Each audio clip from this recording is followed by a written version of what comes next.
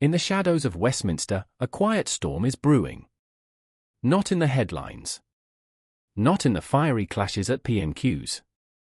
But in spreadsheets. In forecasts. In fiscal whispers echoing from the Treasury's marble halls. A single woman now holds the key to Britain's economic future. Her name is Rachel Reeves, and behind her careful smile lies a tax plan that could shake this country to its core. Middle earners, pensioners, businesses, no one is safe.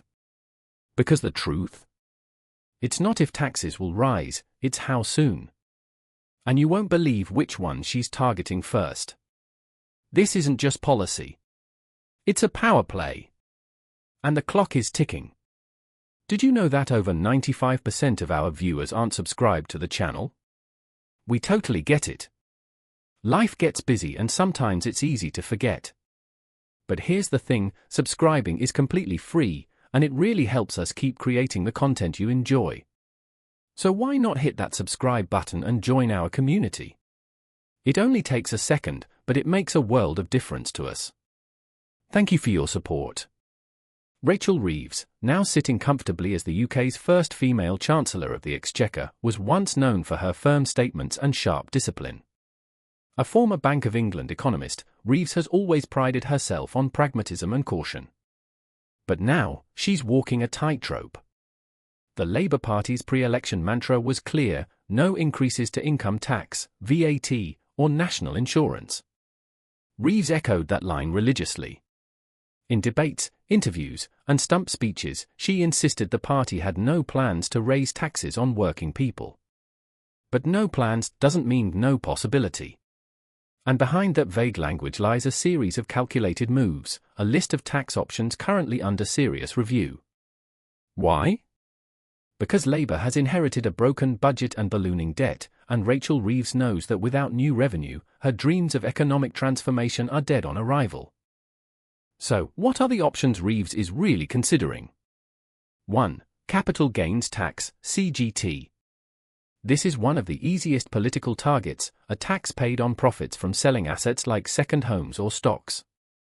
While Rishi Sunak and the Tories left CGT untouched, Labour insiders have floated aligning it with income tax rates. That could mean some people paying up to 45% instead of 20%. For Reeves, this would be a two-birds-one-stone solution. It raises billions, and it helps sell Labour's message of fairness. 2. Inheritance Tax, IHT.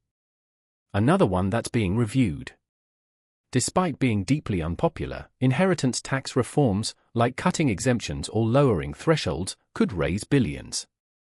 Reeves may frame this as a tax on the ultra-wealthy, but the reality is it could affect many middle-class families. 3. Private equity carried interest. Often referred to as the hedge fund loophole, this allows private equity managers to pay lower taxes on their bonuses. Reeves has explicitly called this out, and scrapping it would generate hundreds of millions in extra tax revenue, while sending a signal that Labour's serious about closing elite tax gaps.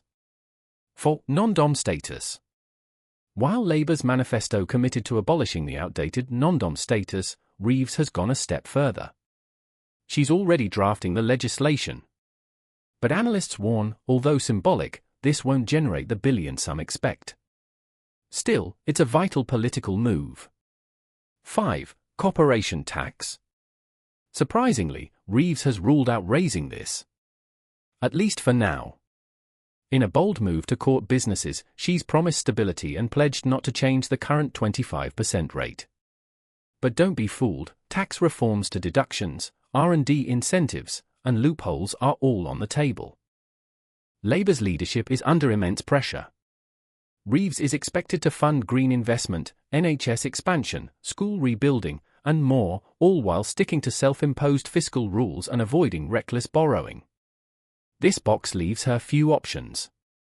Her critics say she's trapped by her own promises, that she's afraid of being labelled a tax and spender chancellor. But Reeves sees it differently. She believes she can build credibility with markets, reassure the middle classes, and quietly reshape the tax system under their noses. That's why she's working behind closed doors with HMRC and the Office for Budget Responsibility. Every option is being modelled. Every number scrutinised.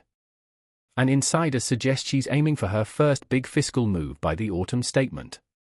The truth is, tax reform is political dynamite. One wrong move, and Reeves risks a public backlash. The Tories are already sharpening their knives, eager to paint Labour as a threat to personal wealth, property, and pensions. And it's not just the Tories. Within Labour, the left wing, including figures like Tsara Sultana and Clive Lewis, are demanding bolder action: a wealth tax, rent controls, and even a financial transaction tax. Meanwhile, centrist Labour MPs warn that too much ambition could alienate swing voters and cost the party in the next election. So Reeves is balancing the impossible: a party pulling her left, a public watching her right, and a nation barely keeping afloat. Let's get real. You might think Reeves' tax plans only affect the super-rich, landlords, or financiers in the city. But look closer. If she raises CGT, selling your second home or inherited property becomes more expensive. If inheritance tax thresholds drop, your family home could be taxed for the first time. If she tightens business loopholes, that startup you've invested in could take a hit. If indirect taxes are introduced to compensate, say, green levies or VAT extensions, the cost will hit you at the till. This isn't just a debate about billionaires. It's about how we fund Britain's future, and who pays the price.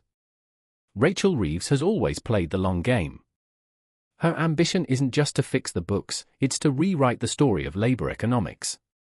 To move the party from the legacy of Corbynomics and Brown's big state legacy into a new era of fiscal credibility, driven by evidence, discipline, and quiet radicalism. That's why she's studying past reforms across Europe. Why she's been consulting German economists. Why her first moves have been modest but meaningful. And make no mistake, she knows she only gets one chance. Reeves is expected to unveil her first major tax adjustments by November 2025. Ahead of that, a Treasury consultation will test public sentiment on CGT, non-DOMs, and inheritance reform. Behind closed doors, Labour's polling team is already testing phrases like fiscal fairness, closing loopholes, and making the system work for everyone. The goal? Soften the blow before it lands. And if the numbers add up, both in revenue and popularity, Reeves could surprise Britain with the most significant tax overhaul in decades. Rachel Reeves isn't just drafting budgets. She's reshaping Britain's contract with its citizens. And soon, every taxpayer, from Sunderland to Surrey, will feel the shift. Not because she shouted it from the rooftops, but because she whispered it through legislation. So watch closely. Because the next time you file your taxes, it might just bear Rachel Reeves' silent signature. If you found this video insightful, don't forget to hit that like button, drop your thoughts in the comments, and of course, subscribe for more deep dives into UK politics and what's really going on behind the scenes.